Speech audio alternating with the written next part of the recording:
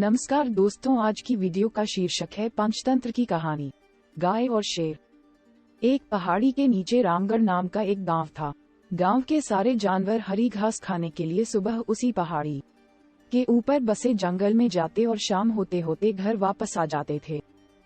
हर दिन की तरह लक्ष्मी नाम की एक गाय अन्य गायों के साथ उसी पहाड़ी के जंगल में घास खाने के लिए गई थी।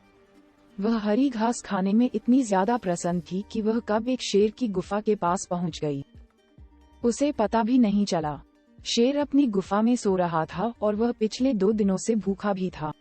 जैसे ही लक्ष्मी शेर की गुफा के पास पहुंची, गाय की खुशबू से शेर की नींद खुल गई।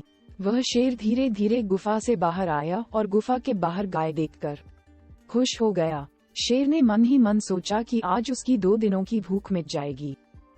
वह इस तंदुरुस्त गाय का ताजा मांस खाएगा और यह सोचकर उसने एक तेज दहाड़ लगाई। लक्ष्मी शेर की दहाड़ सुनकर डर जाती है। जब वह अपने आसपास देखती है तो वहां दूर दूर तक उसको कोई भी दूसरी गाय नहीं दिखी। जब वह हिम्मत करके पीछे मुड़ी तो उसे सामने शेर खड़ा हुआ दिखाई दिया। उस शेर ने लक्ष्मी को देखकर फिर से दहाड़ लगाई है और लक्ष्मी से कहा, मुझे 2 दिनों से कोई शिकार नहीं मिल रहा था। मैं भूखा था, शायद इसलिए भगवान ने मेरा पेट भरने के लिए तुझे मेरे यहाँ पर भेजा है। आज मैं तुझे खाकर अपनी भूख मिटा लूंगा। शेर की बात सुनकर लक्ष्मी डर जाती है। वह रोते हुए शेर से कहती है, मुझे जाने दो, मुझे मत खाओ। मेरा एक छोटा बच्चा है जो अभी सिर्फ मेरा ही दूध पीता है और उसे घास खाना अभी तक नहीं आया है। लक्ष्मी की बात सुनकर शेर हंसते हुए कहता है, तो क्या मैं अपने हाथ में आए शिकार को ऐसे ही जाने दूं? मैं तो आज तुझे खाकर अपनी 2 दिनों की भूख मिटाऊंगा। शेर के ऐसा कहने पर लक्ष्मी उसके सामने रोने लगी और विनती करते हुए कहती है कि आज मुझे जाने दो। मैं आज अपने बछड़े को आखिरी बार दूध पिला दूंगी और उसे बहुत सारा प्यारा करके कल सुबह होते ही तुम्हारे पास आ जाऊंगी।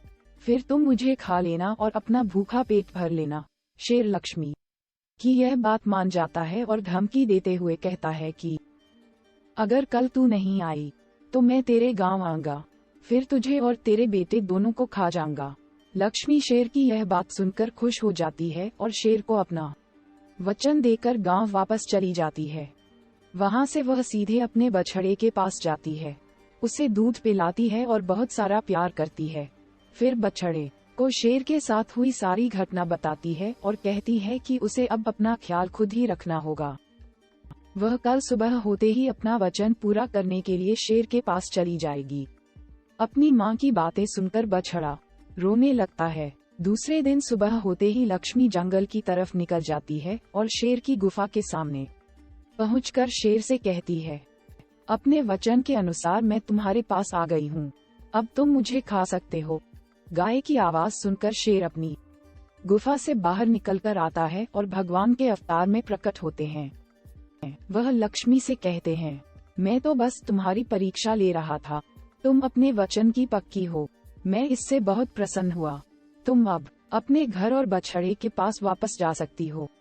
इसके बाद वे उस गाय को गौ माता होने का वरदान भी देते हैं और उसी दिन के बाद से सभी गायों को गौ माता कहना शुरू कर देते हैं।